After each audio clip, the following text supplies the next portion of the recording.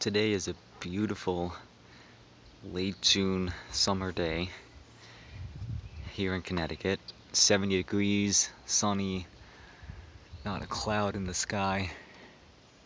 Perfect for working on four-wheelers. Two of the Yamaha Warriors. The yellow one is a 98 and the blue one's a 2000. And the cat is a 2001 and the dog is a 2007. And they don't get along very well.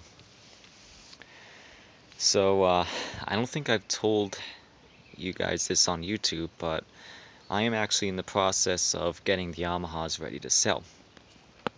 I've decided that they really aren't appropriate for the kind of riding that we do around here.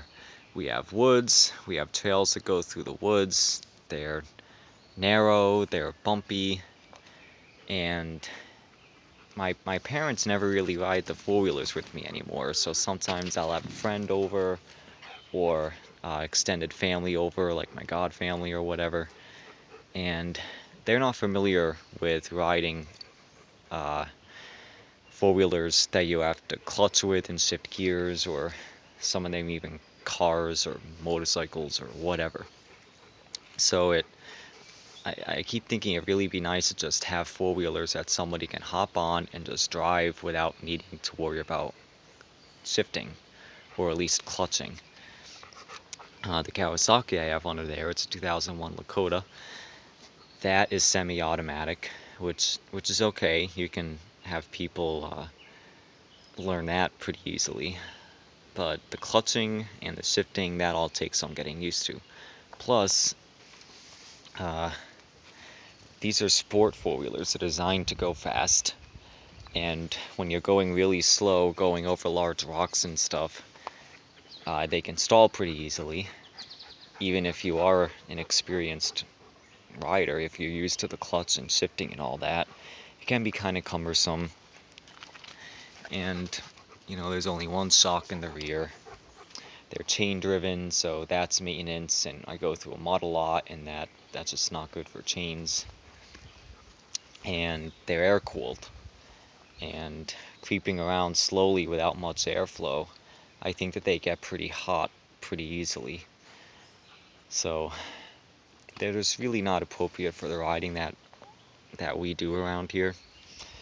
So my neighbors down the road have a pair of 2001 Artic ATS 500s 4x4s. One of them's fully automatic and one of them's semi-automatic. So I'm going to sell these, buy the Artic ATS. And you might remember from my previous videos that the seats were totally torn up, the foam was disintegrated, there were basically trees growing out the sides inside the seam. And probably about 8 years ago we purchased a new seat cover, this particular one, but we never installed it. And then the seat just kept getting worse and worse and worse. At that point there was just one little hole, and it got to the point that there was basically no vinyl material left. And this was the second one to go, and oddly enough that one actually became the worst one as time went on. So, looks, as much as I had to say it, I think that the reality with most people is the looks of the four-wheeler, that's what will really sell it. And having an ugly seat like that was just torn and having stuff growing out of it, that just wouldn't be appropriate in trying to sell these. And obviously, as you can tell, I have a lot of work to do cleaning them up. I actually rinsed this one off a couple weeks ago, and then my hose broke off the joint where the sprayer screws onto the hose. That plastic part broke, and then the hose kept kinking up, and the hose split apart just from being outside in the sun for many years. So cleaning's gonna come later.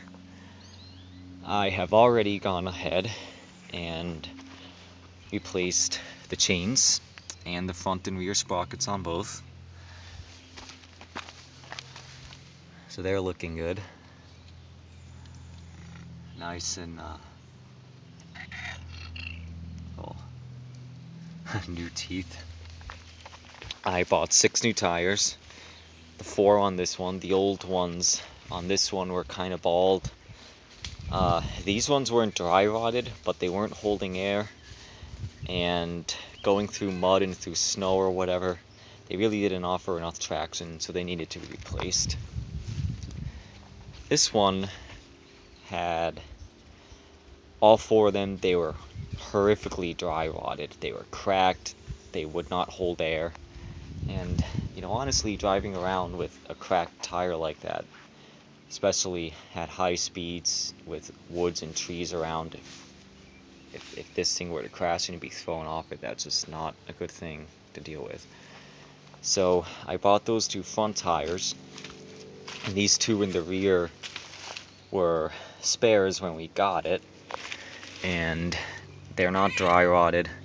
They don't exactly have the best tread left, but I really didn't want to spend another $200 or so on these tires. I don't remember how much they cost. It was about $600 for the 6 of them, the rear ones being a bit more expensive than the front ones, of course.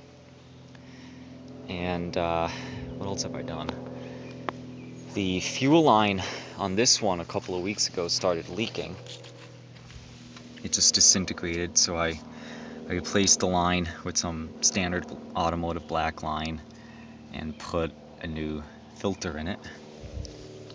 And because I replaced that one, I went ahead and replaced the line on this one as well. And this one I put the pretty blue stuff on. This is the style that it disintegrated and broke on the other one. But I just think that the clear light blue color looks really nice, and it kind of matches the blue and silver look of the rest of the four-wheeler. So that's why I went that route. You know, even the little details for me, when I go to buy something, I want everything to be working correctly, down to headlights even. Not that I've ever purchased anything personally with headlights, but if I were looking at something, to me it's the little details that matter. Fresh oil, the new sprockets and the chains, the seats being freshly covered, all the lights working. So I just want these to be an easy sell, and I really want whoever gets them next to not have to have too much to deal with after they buy them. So this particular light, I don't think this one was working at all. Either that, or it only worked on low beams, or it only worked on high beams. So I took this assembly apart, and the socket behind it that makes contact with the bulb, the contacts had worn away. So we dropped some solder on it to try to improve the contact, and it worked. But if I could fish the correct key out of my pocket, I will turn it on and show you that, yet again, it's only working one way.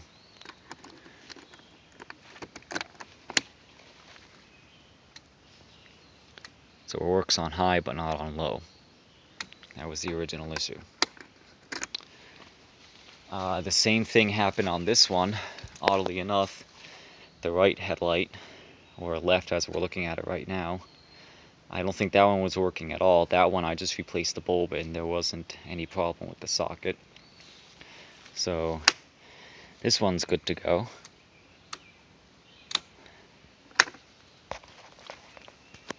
And I replaced the air filter in this one the other day. And today I'm going to replace the air filter in this one. And I'm going to make a how-to video on that. And on one of them, the chain's a little bit loose on the other one because it stretched out when I was riding it. So I'll do a how-to on that as well. And I hope you guys enjoy this.